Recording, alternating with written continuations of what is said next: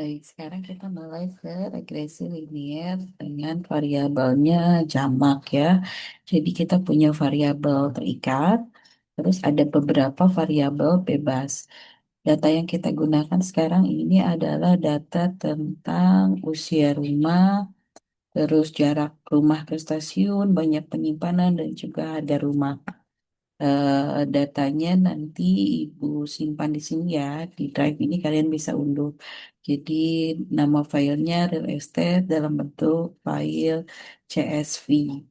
Import package yang diperlukan sama seperti halnya regresi linier sederhana, ada Matplotlib, ada Pandas, ada Pylab, sama ada NumPy. Nah, ini data yang kita punya, data real estate sekarang. Real estate ini kalau misal nanti sudah diunduh, coba baca dulu pakai Pandas, PD read CSV-nya, dengan ketikan nama filenya real estate CSV. Kemudian untuk melihat apa benar data kita sudah terbaca atau belum sama Python, kita bisa pakai perintah df head. Head ini bagian dari Pandas juga ya.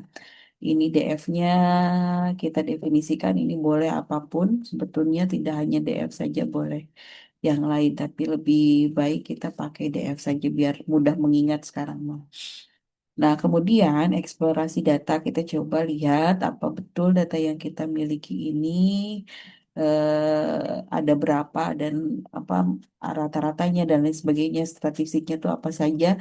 Kita bisa pakai perintah describe df describe. Jadi nanti Python langsung ngasih nilai-nilai statistik pada setiap kolom yang ada dalam file yang kita miliki, jumlahnya, terus kemudian minnya, standar deviasinya, nilai minimum, kuartil 1, kuartil 2, kuartil 3, dan nilai maksimum. Ini semuanya ada 414 data yang kita miliki, kemudian ini rata-rata setiap kolom dan seterusnya. Kemudian yang akan kita coba eksplorasi juga apa betul data kita ini, misalkan kita coba bandingkan apa yang dibaca oleh Python itu sama dengan data yang kita miliki, kita coba cari bagian datanya, misalkan kita ingin menganalisis usia rumah, jarak stasiun, banyak tempat itu terhadap harga rumah. Nah, kita bisa buatkan file yang hanya terdiri dari kolom-kolom itu saja yang akan kita teliti saja. Jadi yang latitude, longitude-nya kita nggak masukkan ke dalam analisis. Jadi yang kita masukkan dalam analisis hanya ini. Jadi kita definisikan CDF gitu. Sudah didefinisikan CDF, coba cek lagi CDF-nya itu sudah terpotong dari tabel yang sebelumnya atau tidak. Ternyata sudah. CDF head ambil 10 baris saja. Nah, kemudian kita coba plot pakai histogram apa yang mau kita teliti. Misalkan yang kita teliti adalah usia rumah, jarak stasiun, banyak tempat, dan harga rumah. Ini kita plot, ternyata ini histogramnya seperti ini. Kemudian sekarang kita ingin lihat apakah ada hubungan linier tidak antara beberapa variabel yang ingin kita teliti terhadap harga rumah. Misal usia rumah dengan harga rumah. Oh, ternyata kalau kita buatkan plotnya dalam bentuk diagram titik, ini scatter ya. Scatter dari usia rumah dan juga harga rumah. Ini kita ambilnya bukan dari DF lagi, tapi dari CDF yang sudah kita split tadi. Nah, ternyata ada pencilan tapi nggak terlalu banyak satu ya sepertinya sih anak ini ada hubungan linier gitu ya, ada hubungan yang apa linearitasnya lumayan bagus gitu di an- apa di scatter ini gitu. Meskipun ada pencilan tapi pencilannya ya hanya satu gitu. Nah, kemudian jarak stasiun ke MRT ini juga pun sepertinya ada garis lurus juga di sini gitu. Nah, di ternyata garis lurus ini lumayan juga gitu ya. Nah, lumayan tuh dalam artian bisa merepresentasikan bahwa pola ini berpola linier meskipun ya tadi ada pencilan tapi pencilannya nggak terlalu banyak juga jarak itu. Terus banyak tempat penyimpanan, banyak tempat penyimpanan ternyata ya tidak berkesinambungan datanya seperti halnya yang tadi, tapi ini masih ada bentuk-bentuk pola garis lurus di sini. Jadi kemungkinan besar tiga variabel ini memiliki hubungan linier dengan harga rumah gitu. Jadinya kita coba untuk melihat apakah betul tiga variabel ini ada hubungan linier dengan harga rumah. Kalau misalkan memang ada, apa model regresi yang bisa kita bentuk dari tiga hubungan ini? Nah, ini yang akan kita coba buatkan codingnya di sini di Python. Kalau kemarin kan hanya satu variabel saja. Kalau sekarang tiga variabel langsung.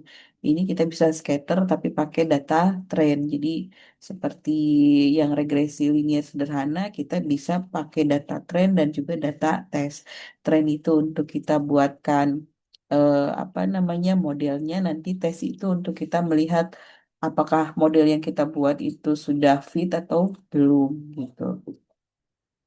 Nah, ini regresi linear jamaknya di sini mulai tren X-nya itu tidak hanya satu variabel, tapi ada beberapa variabel bebas yang akan kita coba teliti gitu.